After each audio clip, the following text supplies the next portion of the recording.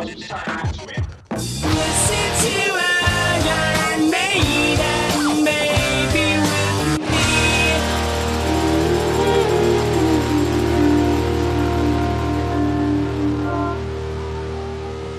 So, it's recording this. Woe to you, O earth and sea. Come with us and be a stranger in a strange land, somewhere in time, somewhere on tour in Tokyo. Banzai. Headbang kamikaze style with MTV's Maiden Japan contest. One honorable winner and guest will fly to Tokyo to see Iron Maiden at the legendary Budokan. We'll throw in $1,000 to buy raw fish and things. And you and 100 runners-up will get the limited edition collection of Iron Maiden video clips and stuff.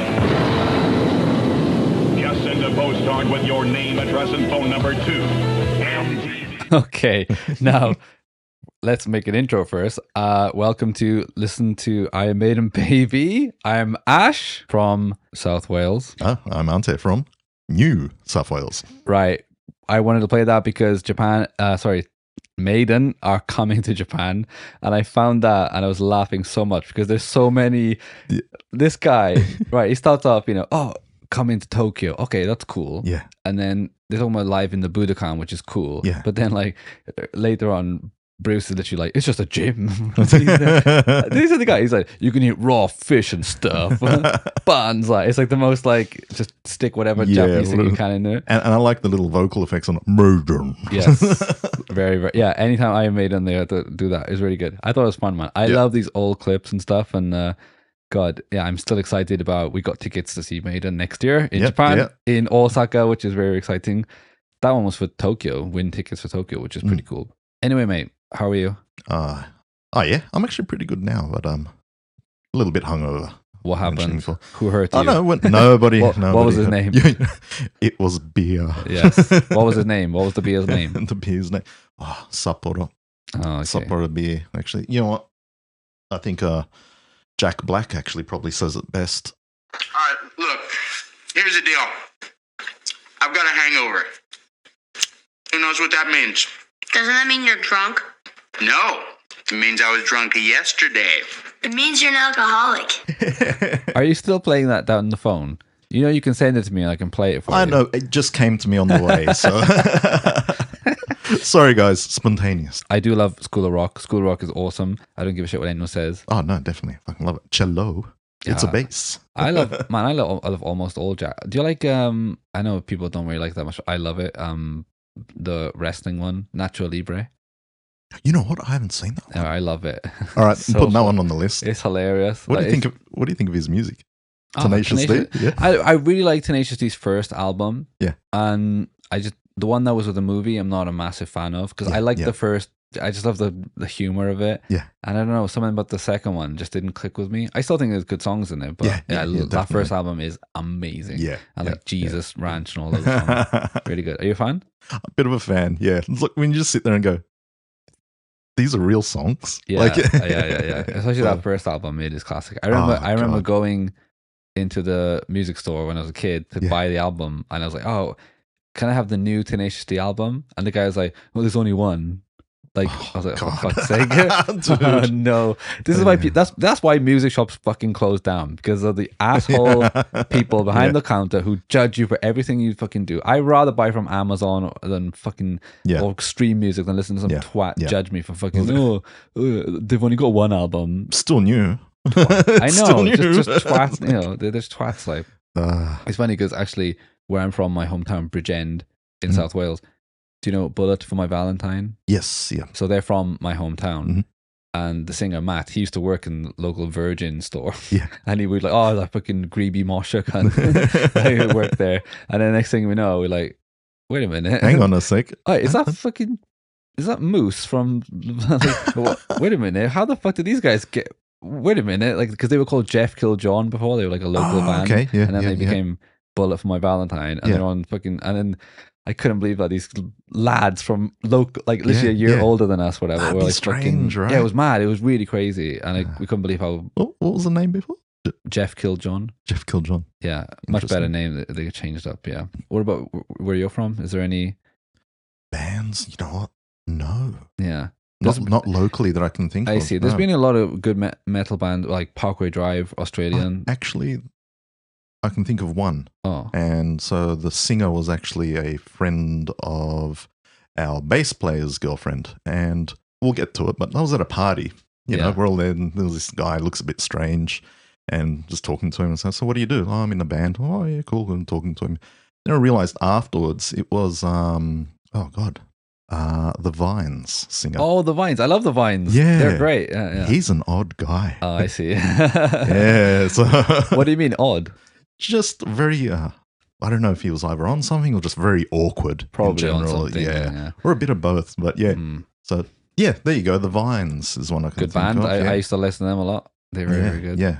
Yeah. And they actually got banned at one stage from the famous Sydney rock station. For what? They did a live gig, and I think they sung one song. He just walked off, didn't want to sing, and they pretty much boycotted them. Oh, okay. Yeah. Wow. Well, they had something like that recently in Japan. So, guys, anyone listening, we do talk about Bloody Maiden. Don't worry about it. But we do live in Japan, which I think is quite interesting. And recently, one of those like old rock guys in Japan. I don't know his name. I just saw the tweet.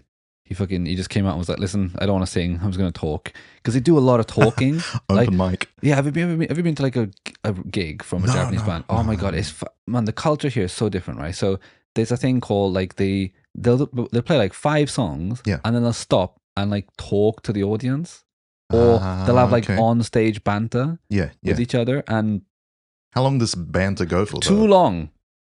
Yeah. And when I go to a gig, I want to fucking. Imagine. I like banter. Yeah, but come on. It's just not the time and place for it. Just play the fucking music, whatever. Yeah. I've been to a few and I'm like, for God's sake, like they have like, they call it MCing or whatever. And then they'll just like, they'll talk to each other. And if you're a massive like fan of them, whatever, I guess it's interesting, but it's just bollocks. Is it pretty much like in between every song? And man, and in my experience, like living in Japan, playing gigs here, like I've had a couple of bands here for a while. We play gigs many times. My band would just play a fucking set of songs. Yeah. And we'd have a little bit in the middle. We'd go, "Hey guys, buy some merch, blah, blah, blah, etc." That's the way to do it. Right, exactly. Right? But man, in Japan, they have like 3 songs and then they'll stop and they would like, they only play like 4 songs every fucking gig. And they would just chat and I'm like, fucking shut up and play a song. You know what I mean? Like even as a musician being up there, like kind of you'd be in the zone kind of thing. It's like, let's crank out another one exactly. where, feeling the, like the vibe. And going into the vibe. Yeah. Our whole thing was like, which song goes into the next one. But right. It was just, I don't know. It was very, very, it was interesting to see the culture difference, playing in Japan. Anyway, whatever. So you got a hangover? Hangover, but I'm doing pretty good. I see. Why do you have a hangover though? So I had a friend that came in. He actually lives somewhere else in Japan. He was just in town. It's like, one of those ones. Yeah, it was just off the cuff. Yeah. Because who goes drinking on a Monday night? Well, alcoholics do, but not me in general. So when he saw you, did he just shout? Did a little bit like that, and then let the alcohol flow. I see. Yeah. Well, it is Halloween exactly today. It is October 31st. It is. Happy Halloween. Happy Halloween, mate. Is Halloween big in Australia? Because when I was growing up, it was not very big. It's quite American, when I was isn't it? young, it was like nothing, but it's one of those holidays that's like kind of creeping up. Yeah, America. It's an American thing, isn't it? We had it I had it when I was a kid, but like only a few. It wasn't that massive. But the big thing was when we were in like school from 12 to 16, where we would just go out and terrorize people. With eggs. Man, I got stopped by the police once. It was I don't know how this happened, right? It was my friends. We were walking down the street. We literally had bags of eggs, right? And then the police like pulled up in like a van, and stopped us, right? And I don't know how, but imagine like a British street, like where the pavement and the door, is like almost just right there, Yeah. And we were walking past the street where it wasn't like that. It was like a little bit of a garden. And when they stopped us, it was quite dark, so we kind of like pushed the eggs in the garden, over the wall, and then they put us in the van. We're like taking our names and shit like that or whatever. And there was one was a female police officer, so we were just giving her shit, like does your husband ask you to dress up as well in this, all this shit, women in uniforms, exactly, it's being arseholes, whatever. And somehow my friend had one in his hand. He had an egg in his fucking hand. I don't know how, but he managed to like slip out the hand, like move it over I don't know how the fucking concealed it, but he did anyway. Halloween though, Yeah. Favorite horror movie at all? Oh yeah, my favorite horror movie. Well, I have two. Mm. One is a Japanese one. Yeah. And I love it because it really genuinely freaked me out. Yeah. Ever seen Audition? Oh no, Yeah. that is on my list. So when I was working in London, I would come back to Wales and I'd hang out with my best friend Jack, and I would stay at his house. I'd go there, and we'd every time I come back with a film, we'd sit on his sofa and watch a film and just bullshit and have a laugh. Yeah, That's the only film where we watched it in silence. Yeah. Because it starts off like a fucking romantic comedy. Yeah. And you're like, okay, and then it slowly goes into like, okay, and then okay. So is it kind of like shock horror or like disturbing? I think like disturbing and yeah, because it's like it could happen and just the way that it happens. And then when I came to Japan, my mate was like, "Don't go to Japan. Japanese women are fucking crazy." Whatever. It's just really good. It's just well done. Really well done. Like slow pace and well done. Just a good film, I think. But my all-time favorite horror movie, and probably in my top 3 films ever is The Witch. The Witch. Have you seen that? No. And I like my movies. Hang on. Mate. This ain't that old, is it? No, it's fairly recent. Guys, I got a few movies to watch now, don't I? It is one of my favorite films in the world, and I watch it every couple of months. Yeah, I just love the aesthetic. The director did The Lighthouse. Oh, okay. Yeah. And yeah. recently The Northman. Okay, I got to watch this now. Yeah, but mate, it is fucking. I can see that it's not scary like ooh. It's just got this vibe on it where you're like. And I just love watching, and the fucking end. Oh my god, it's one of my favorite lines in all films. Yeah, please watch it so we can talk about it. I am gonna watch it. Yeah, it's fantastic. What about you? What's your favorite? I probably got a few. So if we're talking Japanese ones, like Dark Water. Oh yeah, The Grudge. Good. Yeah, all the Japanese ones. Western ones, I'd have to say. Recently, or not actually recent, going back. Silent Hill. Oh, rarely does a game go into a good movie. I love the game. Yeah. The first movie is good. The second one is. I've seen it, but I don't. I remember the female police officer. Yeah. I don't remember if I liked it or not. I don't remember, but I'm just a big Silent Hill fan in general. Yeah, it's very good. That game was good. But Blair Witch Project. Not that I'm saying it's my favorite. No. But the way I watched it. How did you? Okay, so back in the day, our bass player was also the projectionist at the cinema. That's cool. Had the keys. Yes. So we'd always have to go in and check the prints or the film that came in. We went in one night, there was 4 of us, and we all sat in a dark cinema around midnight, all sitting separately, so it felt like we're by ourselves. Nice. And it's just like every scary moment you can see, it's just quiet, and then someone would light up a cigarette, and like, oh shit. That's kind of cool. Yeah. The Platform. Have you seen that? No, I haven't. What's that about? It's basically a strange premise. Basically, picture a jail. Yeah. Some people are in there. Some people sign up for this. You're in there for a few months. People are on different levels, and there's a hole in the middle of each platform. Oh, okay. 2 people each floor. At the top of the floor, this platform comes down with enough food for everyone on the levels. Oh, that's It interesting. stays for a minute, then goes down, then goes down, then goes. So you can imagine what's left down the bottom. Yeah. It's kind of like a society experiment. Oh, okay. That's interesting. It's kind of disturbing too. I recommend it. Oh, okay. Yeah. What's it called, sorry? The Platform. Okay, let me write that one down. Yeah. Guys, The Platform. Anyway. Happy Halloween. Anyway, back to the music. Thank you, Bruce. Back to the music. Good call. Thank you, Bruce. Yeah, there we go. All right, guys. So today we are continuing the early years documentary. Remember, guys, the point of this podcast is I'm a huge fan, as I proved last week with my naming 4 songs from each album. And Ante over here is a new to the band. Fandom is growing and being nurtured. Exactly. And instead of me just talking to people going, I mean, they're good, right? And you're like, yeah, they're good, right? Instead of that, we got a new guy here, Ante, who's exploring the band with me, and I'm enjoying, talking to him and telling him stuff that Ashley is telling me why they're good. Exactly. Yeah, and you're appreciating it. I think that the documentary that is online, The Early Years, which I paid for a lot of money for, and I watched for free, is a good way to to like guide us through the band, and then at the same time we can listen to the albums and go from there. Yeah. We've already listened to the first album. Ante, do you remember, once again, you were a Bruce guy in that you only knew, like the classics, whatever. Yeah. I mean, what do you think of Paul in that first album? Like I said, I'm really impressed with Paul. Very good, right? Love Bruce, but Paul, man, come on, I'm impressed. Well, next week we're going to be hitting on Killers, Yep. which is the second album, which features Paul. But yeah, I think I love the first album, and you know, it does get a lot of like shit from Steve. You know, sorry, Steve. You know, but most fans love the album. It's got a vibe to it, which is very important to have with music as a vibe. You know, and yeah, it does have that for also sure. Another evolution for Eddie, a new album, a new cover. Exactly.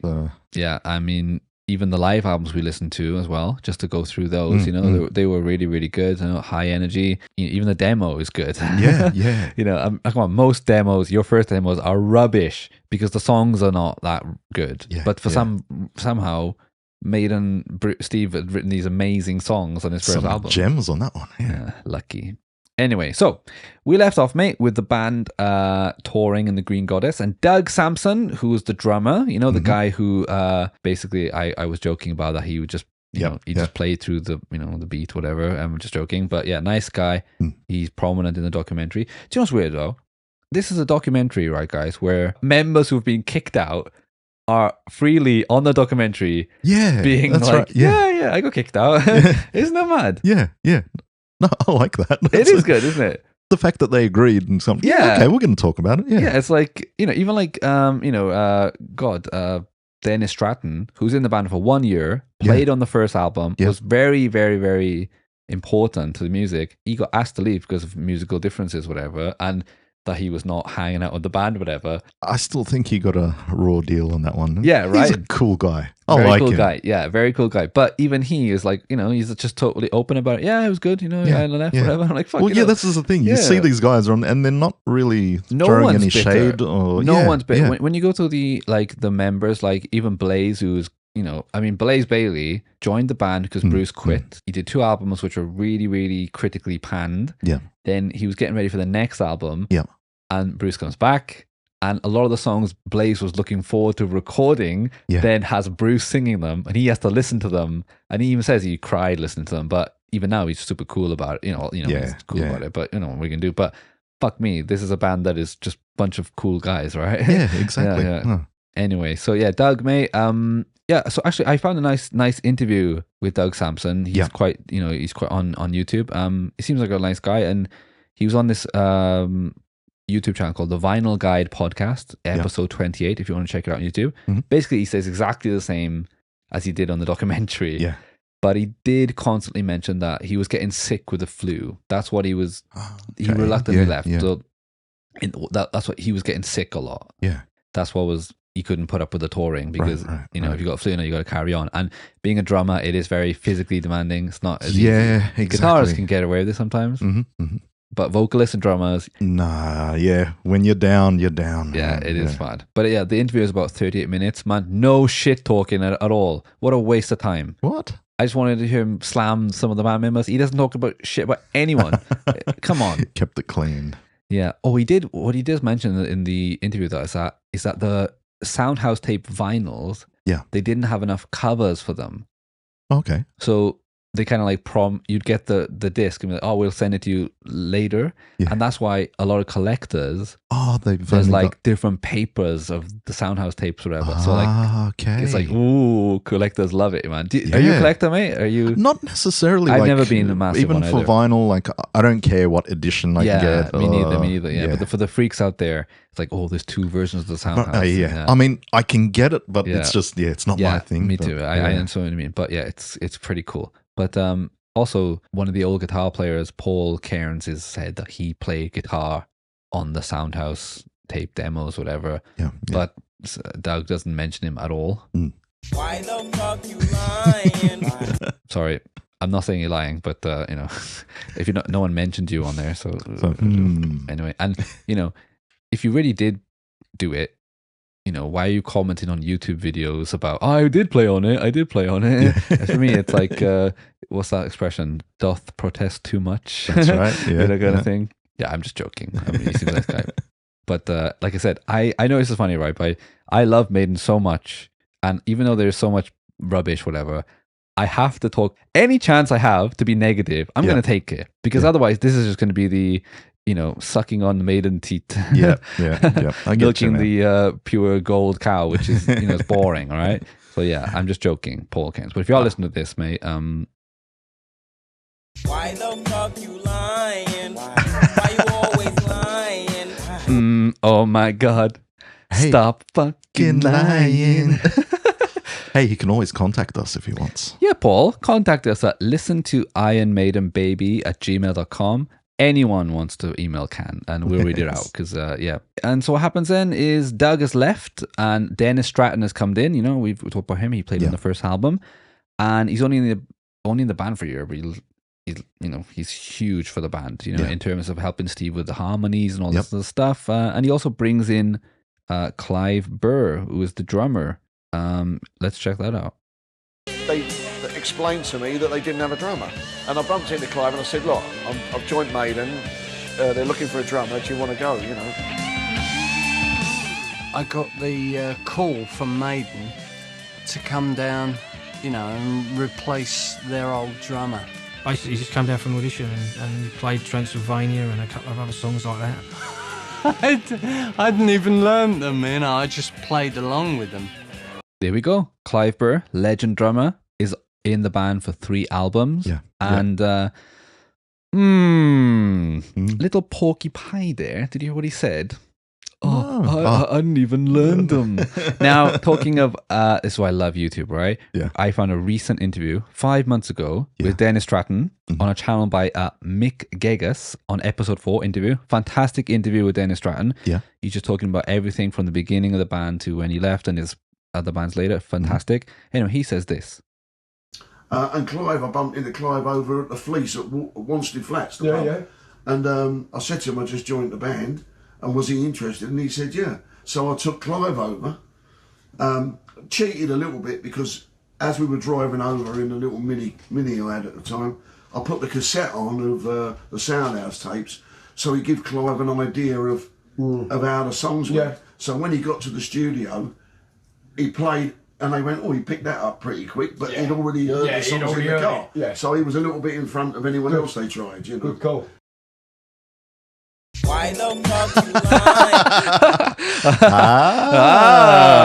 lying? Little Porky Pies there, mate. You know? Yeah, but yeah, come on. I'm just joking there. Like, mate, listen, even though he did hear the songs in the car, to still turn up and play the songs in a, you know, good manner is still a good thing to have, you know, because that's the thing with drummers, man. I talked about before. You need someone who gets the songs. Yeah. Clive Burr, you know, he'd hear them in the car and then could play them. That's what you want. That's great. You need someone to do that, you know. So yeah, even though he says, I hadn't even learned that, which is true. I know he didn't say that. He didn't know them, but yeah, I thought it was interesting to hear that. I also like the fact when you watch the documentary and it's kind of going back to the older pictures and then him being into it, I was like, is he wearing the same jacket from how many years? No, maybe it's not, but he almost like hasn't changed. No. Well, he's another one who he left because like it's kind of a mystery why he left after the Number of the Beast. But later on, he developed, I think he had some like problem with his hands or something. And he died about 10 years ago from, and he was in a bad way then. Like, but yeah, it is. I know what you mean. When he had the jacket on, I was like, oh yeah, is that the same jacket?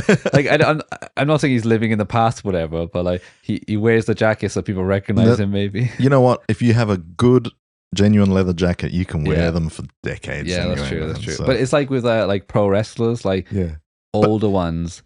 They still wear like their like gimmick that they used to have, so people recognize them. You know, it's very funny. The Hulk Hogan singlets. Yeah, things like that. And but even him, like the hair's the same.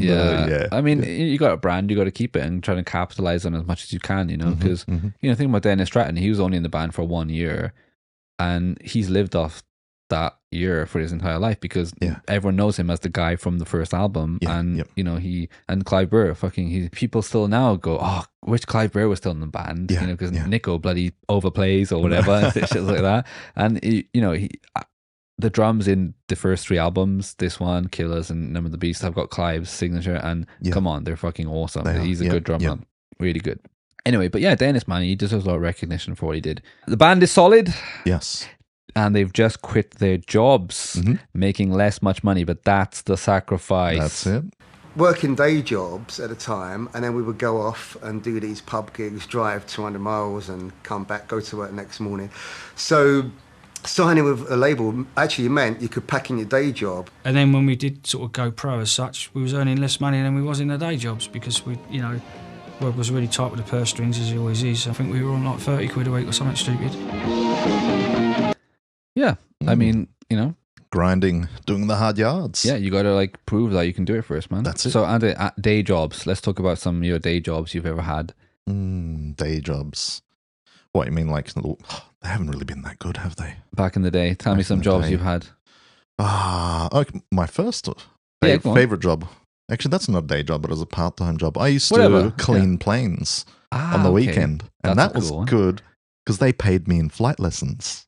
That's cool. That was good. What do you mean clean the plane? Are you like, so are you like I'd go picking there up people's tissues and stuff like No, that? no. We're talking, it was a small flight school. So small planes, literally like washing cars because they're that big. How do you, is there a special way to clean a plane? Not really. Just like it. Yep. Put it on the wash bay, you got the water, polish it up. And I see. Yeah. I see. You got flight lessons, right? And got flight lessons out of it. So, Bruce. Hey, Bruce. Yeah, that's why I like Bruce. Yeah. Fly boys. That's it. Oh, I see. That's cool. Then after that, then it was all the usual, like the call center jobs. I worked in a call center, and I actually. What was your experience? I was working for one of the phone companies, and just did not like it, man. Yeah, I didn't like it until I started making a lot of money by abusing what I was doing. So I used to work for this company where they would sell window doors and conservatories. Do you know a conservatory? Yeah. I don't know. It's called in other languages, but it's like an add-on to your house. Okay. You know, yeah, it's like I've got you. You add on. It's like made out of PVC. Right. It was a PVC company, right? Mm-hmm. Anyway, so they would go to like these places, supermarkets, whatever, and there'd be people with like, like a thing you would write down. Yeah. Oh, excuse me. Like in the future, if you wanted to buy a door, let's say you wanted to buy a door in a year, like sometime in the next couple of years, you go to them and, oh, excuse me, I'm interested in a door, but not right now. Yeah. But like you would write down your name, address, and what you're interested in, and then if you have this. If you come back within a year, they will take off 10% or 20%, something like that, right? Yeah. So I worked in the call center when I was in college and stuff, and I was like, oh, this is shit, because we had to stick to the script. We'd call up and say, hello, da-da-da-da. Are you interested? And they'd all say no. Yeah. But I was like, I need to make some money here, right? So all right, I thought, I know, what do I have? I got the name and address. Oh, I got it. Hello, is this Ante? Yes. I saw that you were interested in a door last year. Okay. And you would say, oh yeah, I'm not interested in, right? And I say, oh yeah, I know that, Ante, but next week we're going up to your street on CC Lemon Drive to see Mrs. Jones. And because we're there anyway, can we just pop by and give you a free quote? Right. Oh, well, since you're there already anyway, okay, why not come around? Yeah. Bollocks. I wasn't like forcing the salesperson there, but I was getting them in the door where, they were quite very good at their job, you know, and I made quite a lot of money. Yeah, until I got caught, and then they were like, "Oh," but I got to say because my friend was going to leave, and he was doing quite well there. But he was like, "Oh, you can as long as he stays, I'll stay." So I got saved for a little bit longer, but I got fired in the end. But yeah, I was they overhear what I was doing, and you can't do that. I was like, I know, but fucking hell, this your shitty script doesn't fucking work. But anyway, that was my job. Anyway, that's worse than like cold calling. Yeah. Well, that's what it was. It was calling. But I thought, how can I make more money? And you're getting the foot in the door for the salesperson. Yeah. So. But I do feel bad about it now. Yeah. And I had another job where I worked in a shoe store, but my job, it was like a high heel store. Oh, yeah, Al Bundy, look at you. Mate, my job was basically to go, oh, you look gorgeous in that. Oh my God. Whoa, turn around. That was my job, basically. You think? Yeah. It was good. It was good fun. But it was not young women. It was kind of older ladies, whatever. But it was still fun. It was good practice. What about you? Anything else? No, mainly it was call centers. And then just before I moved to Japan, I did a long stint at one of the big banks in Australia for about 10 years. About the bank. That's it, yeah. And that was, to start off wasn't too bad, but then it just soul draining. Yeah, I see. So, okay. Yeah. Because I know a lot of people who have been in bands and they always had jobs that were like convenience stores or like things that they could take off time and it wouldn't matter, like working in a music shop or something like that. Yep. That's a sacrifice you want to do. Is like if you want to be in a band, because when you're 18, you might get a good job, but then if you're in a band, you got to make a decision. You can't. That's true. A lot of people have got to do that, and I've seen even like big bands I know, because when you start a band, you know, you're just going along with it. But then, wait a minute, next thing you're like massive. Like I know Arctic Monkeys. You know, they just blew up from MySpace. Yeah. And the bass player was just like, what the fuck? Yeah. And he just left because, you know, he wasn't ready for that. You know, he was ready to play the gigs they were playing before, but then later on, it's just, you know, it's not ready. Wow, imagine that. Yeah. Yeah, interesting. But Maiden quit their jobs. I think they're all working like factory kind of jobs. I think. Or not you know, not crazy jobs, blue collar. Yeah, jobs that were quittable. You know, so one of the worst jobs is fucking what's that? Costco. You know, Costco. Yeah. Like I know people that work there, and is it really bad? Or? No, it's really good. Oh, it's really good. Oh. The point is that it's so good they can't quit. Okay. Because like the benefits are so good. Oh, okay. So when you get a job at Costco, it's very difficult to leave because you're like, any other job you could get is it's not gonna be because you can basically you get like a huge discount and you can shop after the store closes. Yeah. And you get all the health insurance and all this other stuff that you just can't get elsewhere. Okay. Yeah, and Costco makes all of its money from memberships. Literally, the product is all. They lose money basically on the food and the stuff that's there. They make money on the memberships, whatever. So the benefit, it's a constant, you know, income, you know, whatever. But they I know a lot of people were still working there. Like, fucking, are you still here? I remember when I talked to this girl, she's like, yeah, I'm going to do this, I'm going to do that, and she never did it because she's like, still just too good, you know? Yeah. You Costco member? Of course. Yeah. Halloween, right? What? When I went back to Sydney, Costco.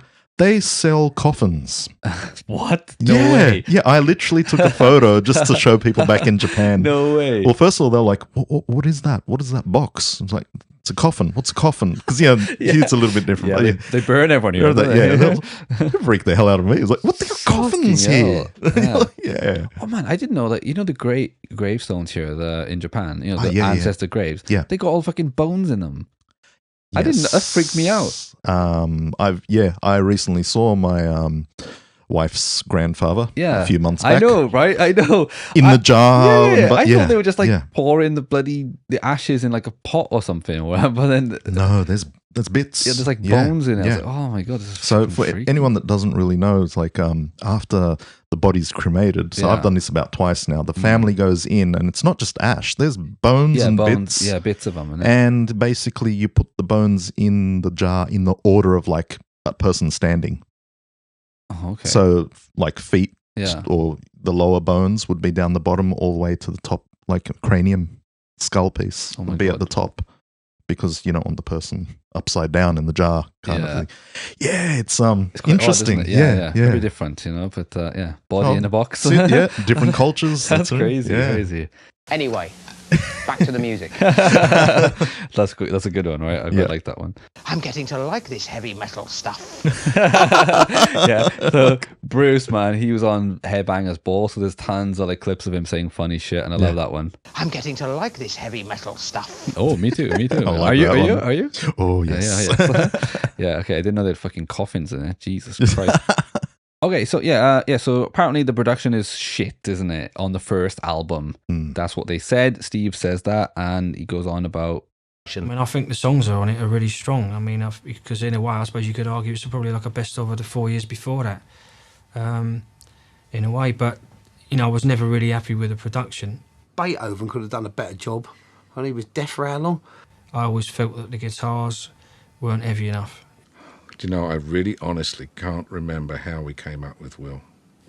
Anyway, he didn't do Sodom on that album. He just sat at the end of the desk with his feet up, reading, you know, whatever paper or magazine he was reading at the time, puffing, wandering away, and, you know, becoming, you know, all excited in the first album, you know, what do you think of that take then, Will, you know? Oh, I think you could do better. And he'd go back to his paper. All right, well, first off, Steve, the guitars are not heavy enough, fair enough, in some songs. Yeah.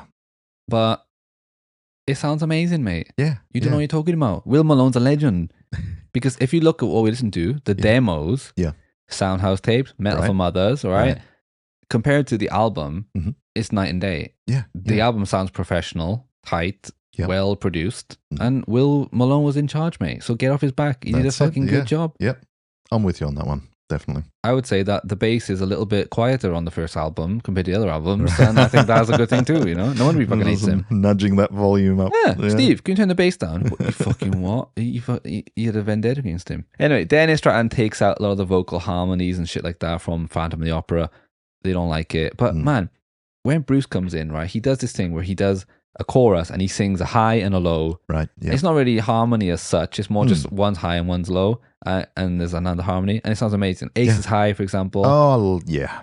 Yes. Okay, they do that. It sounds fucking awesome, right? Yeah. So let fucking Paul should have done that as well. And later on, now in the modern ones, they stopped doing it. Yeah. Because it has to be like, we're real. If we can't replicate it in the studio, if we can't replicate it live, we're not doing it. Fucking hell. Bruce, put some fucking triple harmonies down on it right now, mate. We fucking love it. I mean, no one gives a shit if you don't have a laptop, whatever, like all these other bands, whatever. Yeah, yeah. Bruce, you sound awesome when you've like triple fucking record the vocals. It sounds awesome. Stop letting Steve do the backup vocals. We hear what he fucking sounds like. That's right. I'm not having that anymore. I deleted that clip because I don't want to hear it anymore. I'm not playing it. Ashley's getting angry. I am. Oh yeah. Because I don't like him talking shit about the first album, which I really like. And it's a solid full album, of shit. man. Yeah. And Will, man, he's a legend. Yeah. Yeah. Anyway, the first album's fucking awesome. And then the bloody manager says this. Steve's a very shy person, and Dave's pretty shy. They weren't sort of, they were pretty quiet. Even Paul, who makes out to be very loud and obnoxious, isn't at all. He's a sweetheart, really. Sorry to ruin your image, Paul. But he's a very nice bloke. And he has his moments like everyone does. But there was no, lunatic central figure. And I just thought we needed one. Wait, Paul is not a wild man? Are you sure? And this? Do you want to build a snowman? Do you think, what, and a guy who fucking pulled a knife out on a bloody roundabout is a nice guy? Yeah. Got arrested for it? Yeah. You got to know him. I do know him. See, that's him on the inside. Exactly. Paul's a nice guy. Yeah, they're right though, right? Because the band is very, very. Even though, right, when they play live, they are eye contact all the way. Mm-hmm. Dave is right up the front, giving eye contact. They're all full on looking at the stage, which is very rare for a band, right? Yeah, to do. And that's true. But having Eddie, which comes in, is a really good idea. It's a good job, their manager. Yeah, you know what you're doing, right? So, man, Derek Riggs. Yes, this man needs his own episode, which he will get. Yeah. But these Iron Maiden covers, man. You'll hear these stories on YouTube or whatever. Hey, how did you find Iron Maiden? Oh, I just went to the record store and I saw this album cover. Never heard the band before and just bought it. Yeah. You collect the vinyls, right? You love the album covers, right? Yeah. From your mind, give me some Iron Maiden album covers that are just in your brain. Oh, the one that comes to me straight away is Number of the Beast. Yeah. Yeah, that's the main. I'm glad you brought that up, mate.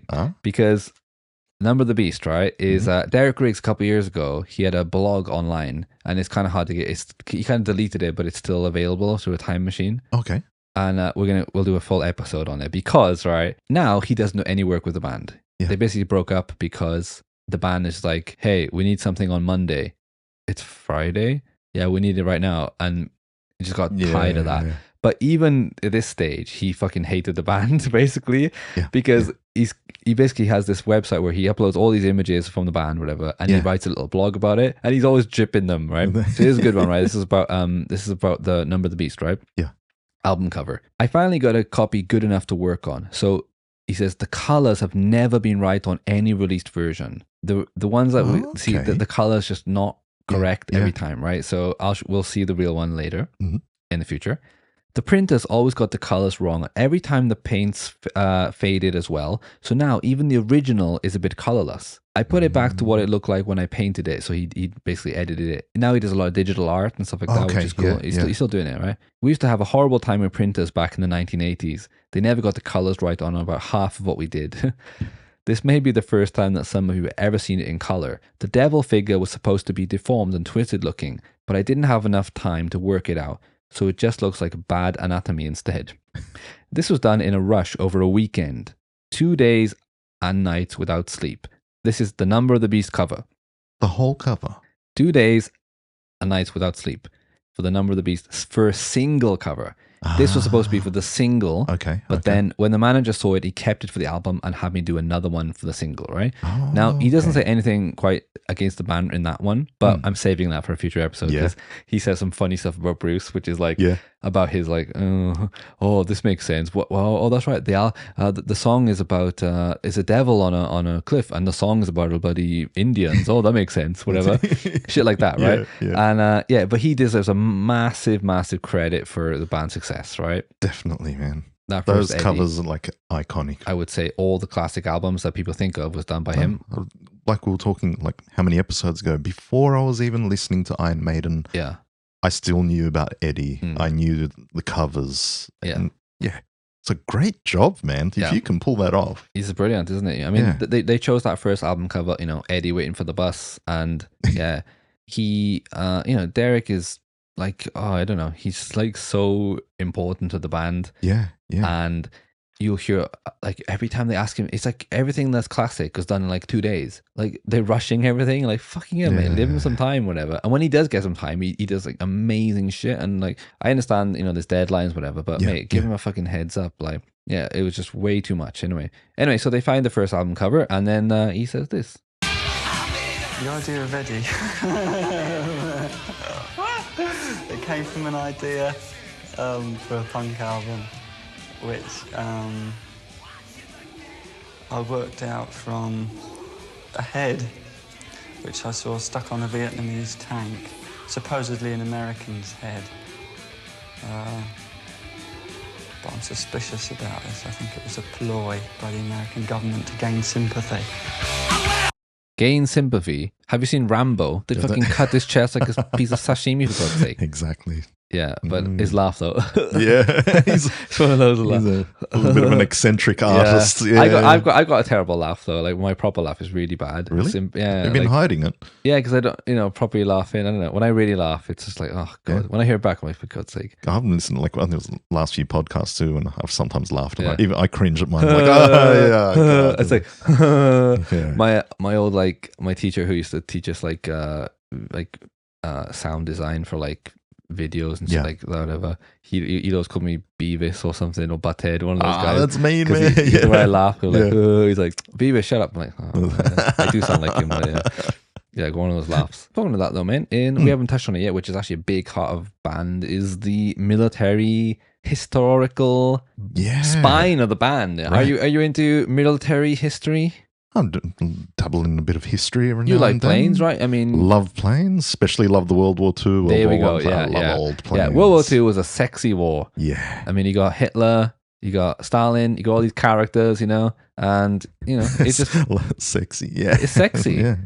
World War One is not sexy. That's just no names, just people in trenches dying. World War II, that's a sexy war, man. Nazis. Planes for me, man. World War II plane. Now they're sexy. Yeah. Those engines give me hard-ons. Anyway, which ones do you like though? Do you like the German ones or the Japanese? That's just the thing. Because living in Japan, of course, I love a Zero. But my favorites is a toss-up in the Spitfire or a Messerschmitt. Oh, okay. The Spitfire has these beautiful curves. Yeah, that's true. Messerschmitt's got a little bit more aggressiveness to it. Yeah, I don't know. It's a toss-up. I see. I'd love to have one just sitting there. Well, having your own plane is quite a luxury even today, isn't it? Yeah, I'm sure Bruce has one or two. I'm not sure, because he does say, he says that planes are expensive. Yeah, but he's got his own company where they work on planes, store them, and... Yeah, he's on tour next year doing his solo project, wearing a vest. Yeah. Did you see that cover? He's doing this thing called the Mandrake Project. Yes. I sent it to you, right? That's right. And the cover is just him in a vest. I don't know. I saw lost. He kind of looks like a mandrake. That's a good word, mandrake. Yes. I like it. Yeah. Yeah, but anyway, mate, Derek Riggs is classic, and mate, fucking hell, it's funny because the military history. I grew up I wouldn't say I hated Japan, but you hear all the time locally about, because a lot of the Welsh troops fought in Burma and Singapore and stuff like that. And my great grandfather, he was in Singapore, and they were walking down the street or whatever, they thought the Japanese were shooting them from a tree, but it was actually some Singapore girl who thought they were the Japanese coming. So he shot this girl out of a tree, and he's like, "Oh, for fuck's sake, I'm not doing this anymore." And he just ran away into the jungle. Wow. and then like, long story short, he basically ran away, deserted. And when he came back, like, I think it was like 15 years later, my grandfather thought he was dead. And he just turned up one day when my grandfather was getting married, and was like, "I'm back." I was like, "What the fuck?" And he had a monkey, and I don't know how he traveled from Singapore back. I don't know the full story, but he somehow got back, but he couldn't actually like go back officially because he'd be a deserter and would have been shot. Okay.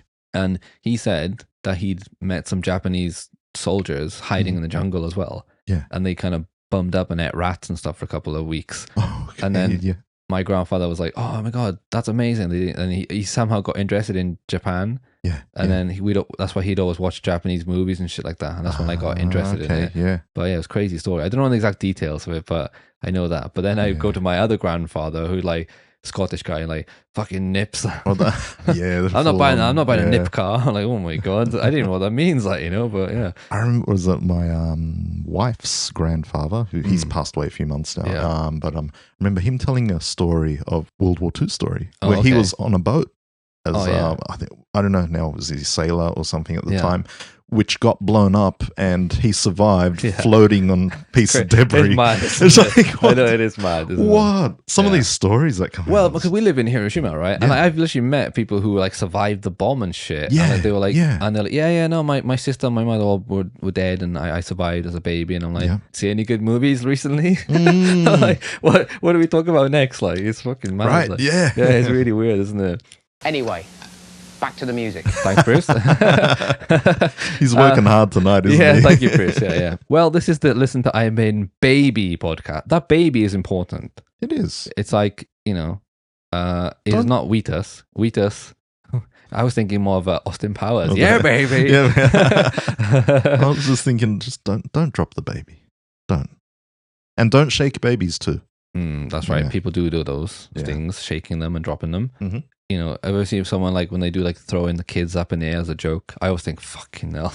You know what? Like, listen, I got a 2-year-old. Like, I'll do, but I will never let her. Yeah. She never goes airborne. Yeah. Some people are mad. Some people, oh man, it's like this kid's gone to the moon. Yeah. Especially in Japan, where we live in a country where people seemingly are like. They don't seem to understand space behind them or something. Yeah. Like people walk around here and then they like stop and turn around and they just won't have a look.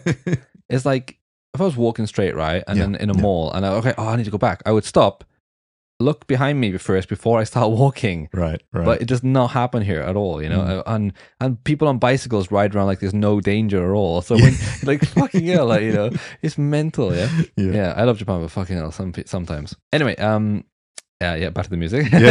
Thanks, Bruce. So let's talk about the band image. That was my boy. That was going to be the guy who roared for us, that allowed the band to take a back seat to an extent, which they were delighted with. They don't to be rock stars. They didn't put the makeup on like Kiss or the masks like Slipknot. They had Eddie instead. Most people will use an image or a theme for an album or maybe 2 albums and then move on. The great thing about Maiden is they have moved on, but they've always kept that constant, which was Eddie. Eddie became our conceptual continuity. The first single, Running Free, we put him in the back of the alley with his face darkened, so you couldn't see who it was. All right, Roy, we get it. Yeah, but like I said, Eddie, massive. You know him. Almost everyone knows the image of him, whatever. Know him. All the t-shirts. Love him. Have the logo and Eddie on there. Yeah. Most people don't even know the band members, and that's the way they like it. They like to be like that. Yeah. So around this time as well, mate, they started doing the Women in Uniform video. Yeah. Of course, we listened to that. Good song. And the bass tech Kenny talks about again. He was wearing the Eddie mask and bangs his head on the camera, which is cool. Yeah. They go on Top of the Pops, played live, which is like a big thing. Man, being on Top of the Pops was massive. Yeah. It's like, it's one of those things. If you're on there, people know what the fuck you are. You know. It's exposure. Getting exposure early on, I needed to get. Later on, they don't get as much, but it's like Maiden is a word of mouth band. Big time. Yeah. Not just word of mouth, but like seeing the album covers, like, what is that? Yeah, exactly. It makes you want to listen to it, right? Yeah, I mean, they even say like they're quite commercial compared to like metal right now, but back in the day, imagine seeing like Number of the Beast cover, like fuck, what is that? Yeah, even right? Killers, No, that's an amazing cover too. yes, Like the guy, it's an iconic album cover, man. It's awesome. Yeah, and then they go on tour with Kiss. They bought onto the It Kiss wasn't tour. even doing a massive marketing campaign. It was word of mouth and grey artwork. Loads and loads of kids with Maiden stuff on, and you're thinking, Jesus, like they have got a big following. You know, it wasn't just, we weren't there to support Kiss as the underdogs. We were there to sort of prove a point. We just went down a storm everywhere. It's, tens of thousands of people. And Kiss were a delight to tour with. And the whole tour was quite an eye-opener. Seeing the scale of things, the way Kiss was part of this huge production, and everything that had gone for them was like, wow, this is kind of an eye-opener. This is kind of like the theatrical side of it, because you've got the music side, and maybe the theatrics could tend to take on a bit more of a thing in Maiden. So yeah, Gene and Paul are right. Yeah. Everyone ripped off Kiss. No, it's true though. What's the thing though? Kiss, they were already huge by then. So I think for them to be able to join, or like I said, bought into the tour, but what that would have done for them to just hype them up is like, hang on, we can get to this. Yeah, I mean, say what you want about Kiss. Like, I don't mind Kiss. They're cool, I don't mind them. rock and roll, but I love the whole story and drama of Kiss, like I said before. But even the idea of, okay, we're a rock band playing rock music. Okay, what else can we do? Let's wear makeup and have characters. Yeah. And, oh, by the way, let's, do all this pyro and shit on stage. Let's spit blood and whatever. Yeah. Fuck me. I mean, it is awesome. Like, They were their own characters. Yeah. These guys had Eddie. Yes, for, exactly. Yeah. But at least the manager knew, he's on the right thing. You need to have someone, you need to have some kind of thing that's more, you can't just be a bunch of guys in a band. It's boring. Yeah. No one gives a shit, I mean, I guess that's what grunge was. But even like grunge was in a way, it was like, after the excess of like 80s metal and all that shit, whatever, right. they needed okay, let's calm the fuck down a bit. Let's have a breather. Yeah, and then come back with like new metal, right? But oh man, Kiss, right? Let's watch a really embarrassing video, right? Now, we know that Kiss says that they took Maiden out on the album, on tour, whatever, which Maiden bought onto the tour. That's just normal. You pay money, to get onto the tour. Did they say how much at all? Does anybody know? I don't know exactly, but they say in the documentary that we didn't have nothing else to spend it on, so let's fucking do it. Yeah. Anyway, Kiss are on tour in South America, and they get interviewed by this guy, and let's watch the interview. Kiss en México. Estamos con Tommy Thayer, Paul Stanley, Gene Simmons, Eric Singer. Kiss un mes antes de tocar en Argentina. Thank you very much for doing this. Yes. I have a question to ask you. What? What? Kiss is Kiss. This does not spell Kiss. Gustavo. Yeah, I mean, big mistake. Honestly, I picked this T-shirt specially to do the interview with you guys. I mean, it's not cool to wear a Kiss T-shirt doing a Kiss interview. 1 second. It's very good. Por favor. ¿Qué pasó? I got a Kiss T-shirt in our. Oh. That's not gonna, I Yeah. don't want to wear an Iron Maiden T-shirt. He told me How about it'd be no Iron problem. Maiden interview and we wear Kiss T-shirts? Is that I okay? mean, that'd be cool. No, you don't understand. But I love a T-shirt. If you have one, Yeah, I'll wear it. Or you can put it on backwards. Let me see the back. That's what I did it. Yeah, you can put it on backwards. He's gonna get him to a get Kiss a T-shirt. It's gonna to look get a great. free We're gonna get Kiss your, T-shirt. That's how you get. Gustavo's very smart. Yeah, I Wait a am. minute. How do I get a Kiss T-shirt for free? What's the name of this You show up TV with the show? wrong T-shirt, and then The you name get- is Borderix. That's In the dressing hard. room. Hard. Borderix. Yeah, with an X. There's gotta be something Borderix. in our dressing room. At the end. Borderix. Borderix. So we can wear Azteca T-shirts while you do that, right? No problem with that. Passive aggressive You much? don't do know. that. What do you think of this shit? Yeah, you don't understand. All right, man. You don't understand. We'll get you a good T-shirt. Okay. You're 12. Right. You're new. He says that it's not cool to wear the band's T-shirt to to interview the band you're interviewing. I get he's that. going by the rules. Right, exactly. That's the yeah. official rule of metal. You don't wear Yeah. and but man, how fucking cringy is that shit? That was a bit much, right? Right. Come on, guys. Mate, he's having an interview. He's wearing a fucking Iron Maiden t-shirt. They stopped the interview to get him a Kiss t-shirt and wanted to wear the t-shirt. And they're like passive aggressive about it. Like, if they just said, mate, fucking hell, come on. Yeah. Like, wear a fucking Kiss shirt. But they're really, really passive aggressive. And they've always been like that because right. Gene and Paul don't drink. They're proper like business minded, whatever. And the only guy that was cool in Kiss was Ace Frehley, because if you watch all the interviews with him, he's such a really cool, chilled out guy. Yeah. He's like, that guy influenced more people to play guitar than anyone. And he's not even that good. But he doesn't give a shit because he's just playing songs and he influenced so many people. But you watch the interviews with him, man, it's always Gene and Paul like they're going, And he's like having a laugh with the presenter, and they're like, "Oh, you're embarrassing us." It's like he's having a fucking laugh. You're in a fucking rock band, one of the biggest rock bands in the world. Like, play the part. You know, if that was me, like, it'd be like, if I was one of the members of Kiss, I'd be like, yeah, great band. Yeah. Do you know what I mean? It's like, but the guitar player there and the drummer are not even the original fucking members. They're wearing a t-shirt. Right? They're wearing the makeup, and the t-shirt is of the old member, and they're like, oh, you know, you're like fucking this embarrassing. Anyway, but yeah, whatever. Yeah, word of mouth and great artwork. That's my Maiden for you. Yeah, but yeah, man, seeing Kiss, they got ideas about stage production, you know, and how big, and you know, like I said, Gene and Paul are equally as smart as they are petty. You know, I'd say that. And definitely showed then. Right? How embarrassing is that, right? Yeah. Anyway, and then little Dennis leaves. Steve had a chat with me and said he didn't think it was working out. You know, he was trying to do a little bit of writing, which is fine if it was the writing stuff, but he was trying to pull us into sort of more sort of 10cc kind of stuff or something like along those lines. And it really was not where any of us want to go, not just me. It was just like, well, it's really obvious that's not what we're about and not where we want to be. So it's like, well, and it became a problem. Dennis we weren't convinced of his commitment to the band or the music. Rod was a little bit concerned that I listened to stuff by George Benson. He was a bit concerned I listened to stuff by the Eagles. It's a shame. I mean, you know, Dennis is a nice bloke, you know, great guitar player. It's just one of those things, you know. It really was musical differences in that particular case. He is a nice bloke. Yeah, yeah. And I get it though, because the 10cc, fucking, I don't play cricket. I think it's that bad. Yeah, that's right. Man. That's weird. That's them. Is that them? Yeah, I have no that's idea. 10cc. Oh my God. That's probably their biggest one. Are you sure? Yeah. Oh, okay. All right. Somebody, I'm not even correct him, right? Someone fact check him here. All right. Anyway, but either way, fucking hell, he's a cool guy. Musical differences, fair enough. You know, you can't get worse than that. Anyway, but anyway, they need a fucking guitar player. And anyway, no matter what you say, he was always the second choice. Yeah. First choice was Adrian Smith. Adrian fucking Smith. Yeah. This guy, when he was not in Maiden, they were pretty good. When he joined Maiden, they're fucking amazing. Right. When he left Maiden, they were pretty shit. When he comes back to Maiden, they've been pretty good. There you go. Before we begin with Adrian, let me tell you how much I like Mr. Adrian Smith. Go on. If Adrian Smith asked me for a cigarette lighter, I would steal the fire that some orphans were using to warm themselves up and give it to him. Number 2, if Adrian asked me to help him carry a sofa into his flat, I would threaten the same orphans to help out.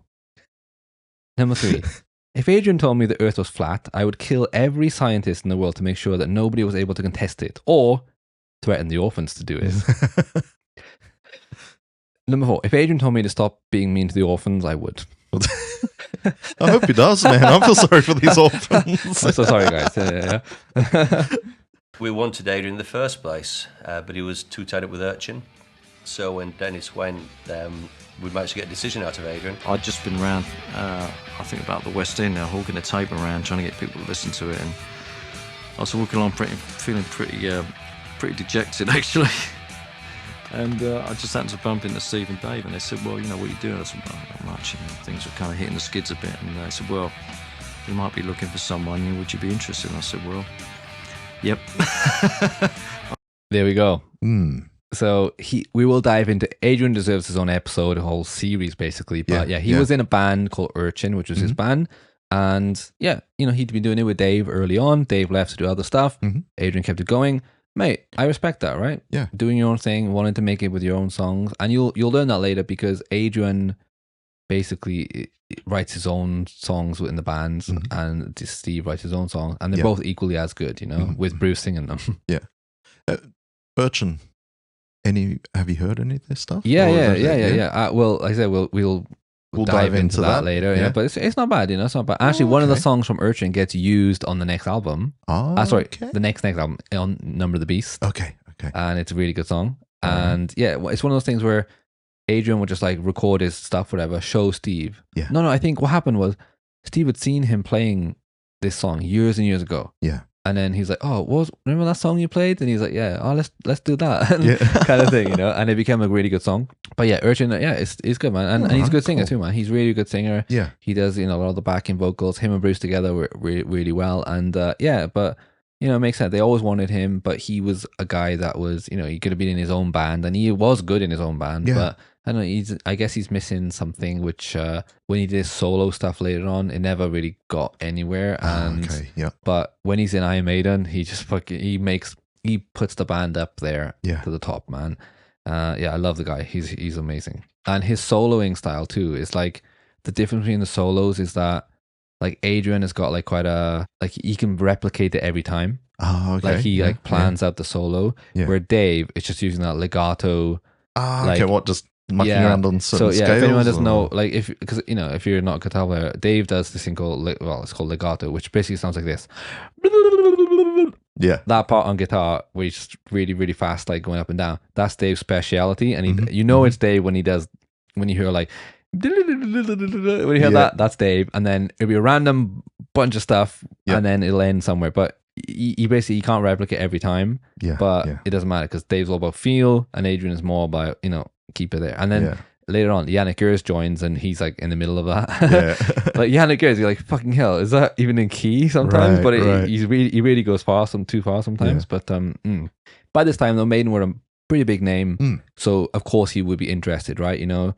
At that, they said earlier on they were playing gigs together. Urchin were above them, whatever. But now Maiden is, they're going places, album out, whatever. But man, this fucking lineup: Steve Harris, Adrian Smith, Clive Burr on drums, Diano on vocals, and Dave Murray. I mean, this is a fucking awesome lineup here, man. Fuck tight, man. And no disrespect to Dennis Stratton on the first album because he was amazing as well. I like him, but for me, this Adrian is my boy, man. Yeah. I love Adrian. Oh, yeah. So, and then they end up basically doing a live concert film, which no one had ever done before. Yep.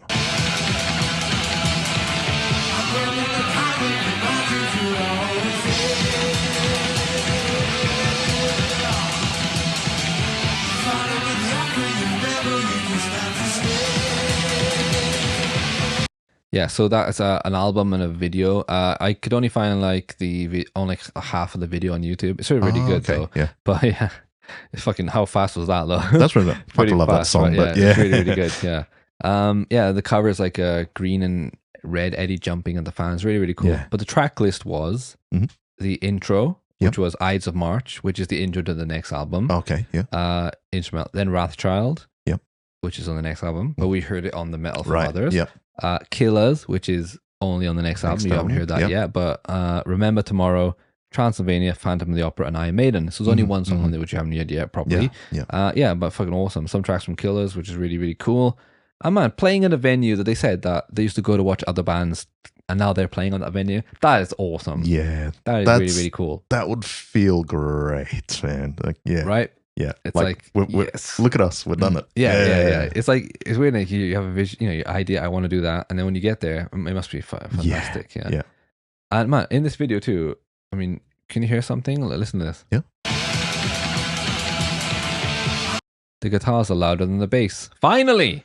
Doesn't happen often, does it? I know. It actually sounds. You know what I mean?